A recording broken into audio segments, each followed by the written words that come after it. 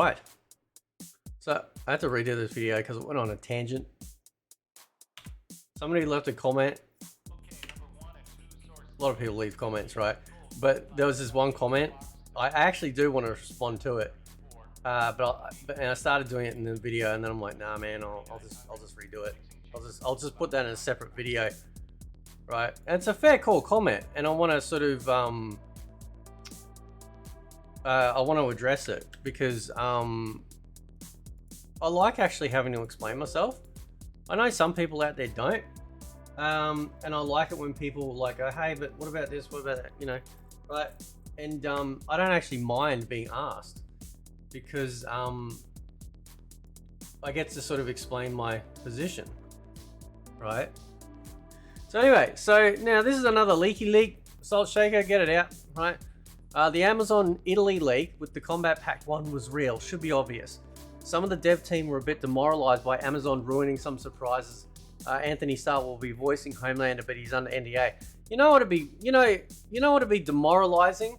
That if NetherRealm actually gave a crap about the fact that their employees got PTSD from researching dead bodies, cut up pieces of people, so they could make the stupid ass fatalities in MK11. You know?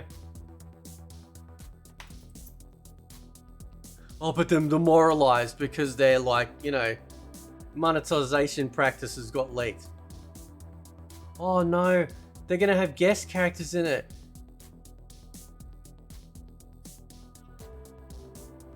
What if, you know, it's supposed to be a surprise. You know, I'm gonna get eye strain from all the eye rolling I'm doing. Right? There was supposed to be a Kombat cast and some more news after the stress test. So I'm assuming right after the stress test was over. But following some criticism over mechanics, you're welcome, especially the movement speed, you're welcome, devs had to scramble to tweak the game to address those. Now, I know they didn't listen to me. I'm just being facetious when I say that, right? I know they didn't listen to me. You know who they listened to? The people. You know all these YouTube, you know all the big YouTubers and streamers that cover Mortal Kombat? You know the ones that sit there and go, oh, I didn't ask for a code, or oh, they didn't pick me out specifically. It just so happens that every single one of them got one. I don't care if I didn't get one. The only thing I'm mad about, right, is that they didn't bother to do a stress test on the Nintendo Switch version and the PC version. Right? I don't care if I'm not the one stress testing it. I just wish they did a stress test so people could stress test it on those systems, considering you're asking for the same amount of money for the game on the console versions, right? Oh, but you know, don't worry about it. Don't worry about it, huh? Like I said, I don't care. I don't need a stress test code. If they did a PC one, yeah, whatever, I got it, cool. I'd actually prefer somebody else do it, right? Somebody that might be a little nicer than me. Anyway, so then they're only going to be listening to this feedback, you know. Oh, and the esports people. What's his name? Sonic Clown or something? All those people, ketchup and mustard and all those. Oh, they just all got stress tests. Isn't that amazing? What are the odds?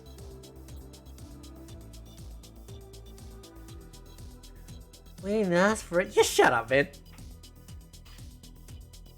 That's what you call NRS bootlicking privilege. I give them, you know, I tell you what, man, I would give them stress, right? Anyway, moving on. That's why it took some time for the first KK to be announced, and the community manager kept saying they're still getting things ready. So what they've done is they've released this rubbish, and everyone's basically gone, this is MK11, this is crap, this is garbage game. It doesn't matter how much something sells, it matters how long there's staying power, right? If people buy something and then get demoralized not long after, and they stop, you know, using said product, their metrics in this day and age will prove that. So they can bang on about the most amount of sales all they like, right? And to be in mind, like, you know, what sales are we talking here? You know, are they including the Aftermath expansion as a whole separate sale? Are they talking any sort of DLC purchasing as separate sales? You know, like, it's just,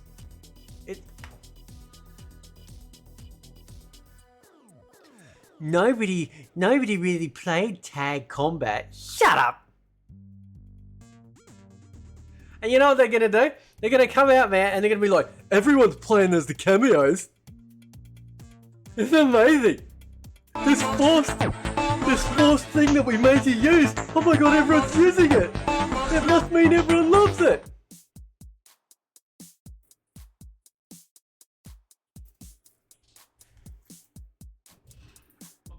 Anyway, unsure. Now this is the thing that really gets under my skin. My foreskin. Unsure if they straight up had to crunch for it to get presentable for a cast, but they did get a lot of pressure for it because, and I quote, some fans are gluttons who wouldn't be satisfied with the riches of heaven, and he's paraphrasing. So obviously he's paraphrasing, but that sounds like a pretty arrogant statement. You literally have just over 2 months till this game comes out. Your marketing department sucks more than a cheapy night at the ho-ho house, right? And you're gonna sit there and you're gonna crap on fans? Smoke, Lee May, Reiko, and Havoc are part of the base roster. That's good news. But I hope Lee May is like saucy. I mean, like, where's that toilet roll gone? Right. Some cameos and story NPCs will peeve people off. Gee, that's encouraging. The guests for Combat Pack 2 are horror characters, so don't believe any fake leaks with characters like Harley Quinn or whoever like that. Well, Doomslayer is technically horror. I mean, let's be honest, man. Like, it's a shooting game, Doom, but it's a horror game. Like, you know what I mean? Like, you're not, you know, like, pooing your nappy type. Maybe in the old ones, because stuff did sometimes jump out in terms of, like, opening a door and there'd be, like, a, you know, cyber demon just standing there polishing his rocket launcher. That's not code for anything either, dirty buggers. So, I hope Harley Quinn isn't in it, because I'm really tired of this whole Joker Harley Quinn fetish. It's getting old, dude. You know? But I hope the Mortal Kombat characters side of it are. Right? So this is obviously in relation to, like, guest characters. So instead of like Harley, there might be, like, you know, Ghostface or something. Stupid ass guest characters. I wonder, I hope they're gonna get characters in my game, because I can't play Mortal Kombat without guest characters, because, you know, I'm just a wonderful consumer. See this face? Right? See this face? This is the I don't care face.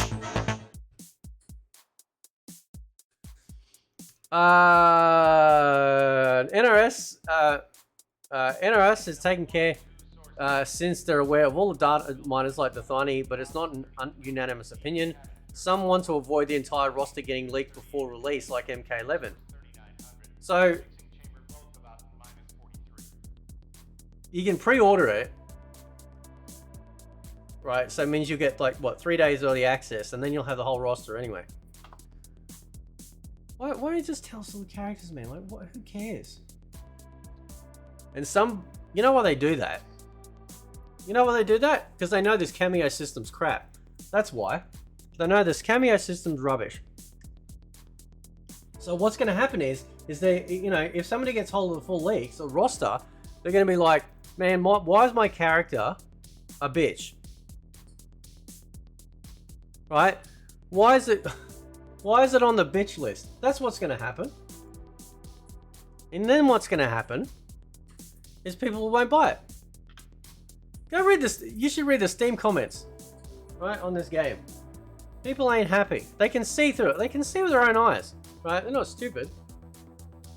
Blah blah blah. Now where are we up to? Secure licenses.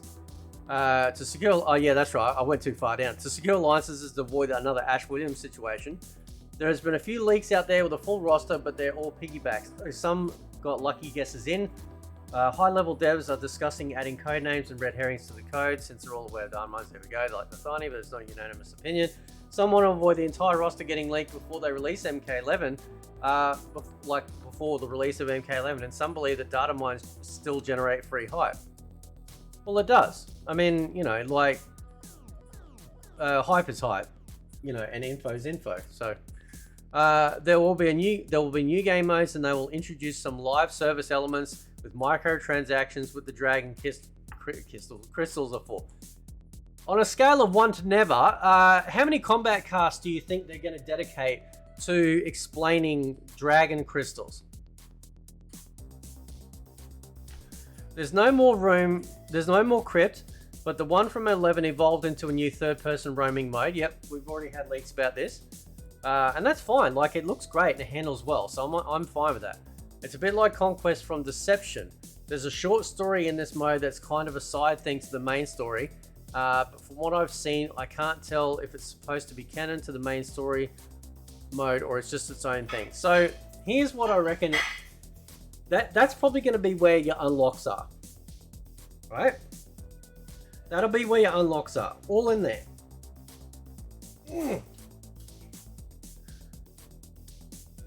I'm curious though. I'm really curious and worried about how that's going to be. Right?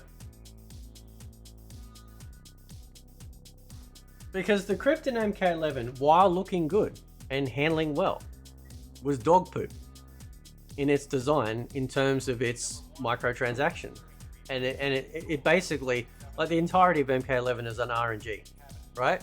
And then they had a micro RNG inside the RNG, and then it's like, man, what are you doing? Right? You know, like previous crypts, you go in there, you unlock a chest, and that's it. It's done and dusted. This game literally made it so that you go in there, you unlock everything, so you grind your ass off to get all the coins, unlock all the chests.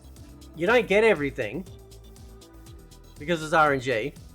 So then you got to pay more money in-game to then reset the chest so you can go. And you wonder why I'm so critical. Because I've explained this before. This is like the poo in the pool. Okay? You jump in a pool, you're having a gay old time, right? Happy. For those that think that gay only meant one word, it used to mean happy, right? You're having a gay old time. Someone on the other end jumps in the pool and does a crap. Now, the pool might be Olympic-sized swimming pool, but as soon as you see that person float a nugget, you're going to be like, you're not going to relax. You're not going to be happy. Your enjoyment of this nice, warm or cool water, depending on where you are in the world, is over. Because every time you pop your head under the water, you don't know if a little piece of the nugget has broken off and floated up and you've swallowed it. You don't know if you can smell it or anything. It just ruins it. So, when you put egregious microtransactions into any video game, it doesn't matter how good the game plays and how fun it is. That is it's in complete violation. Because what they're trying to do is they're trying to get you to pay money on a product that you've already paid for, especially premium ones, because, you know, greed. And it's crap. Anyway, let me know what you think. Catch you next time.